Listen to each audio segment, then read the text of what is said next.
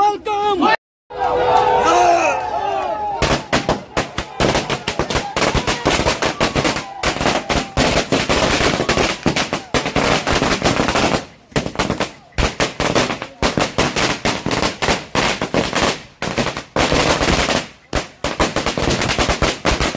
হিমন্ত বিশ্ব শৰ্মাই আপোনাৰ ইছ্যু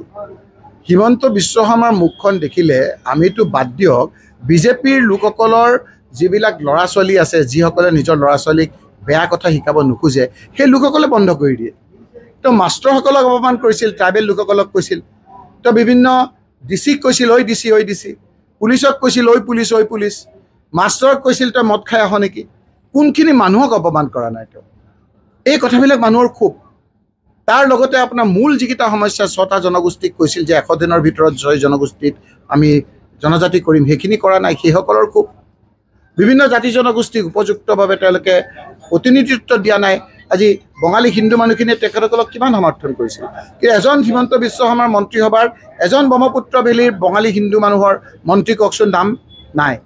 কি তৰুণ গগৈৰ দিনত 4জনকৈ বঙালী হিন্দু মানুহে মন্ত্ৰী পাইছিল টি গাৰ্ডেনৰ মানুহ আজি এটা স্পিকাৰ আছিল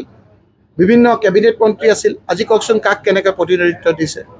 কোনখিনি মানুহক দিছে কোচ ৰাজবংশীসকলকতো আপোনাৰ জনজাতি কৰা নাই কোনজন উপযুক্ত মানুহক তেওঁলোকে মন্ত্ৰী দিছে তেওঁলোকে কক উলুটা এটা সিট তেওঁ বিধায়কক তেওঁ অতৰাবৰ কাৰণে কিমান ধৰণৰ ষড়যন্ত্ৰ কৰিছে গতিকে সকলো জাতি জনগোষ্ঠী আজি ক্ষুভিত গতিকে অসমৰ মূল ইছ্যু মূল সমস্যা হ'ল হিমন্ত বিশ্ব শৰ্মা সমস্যা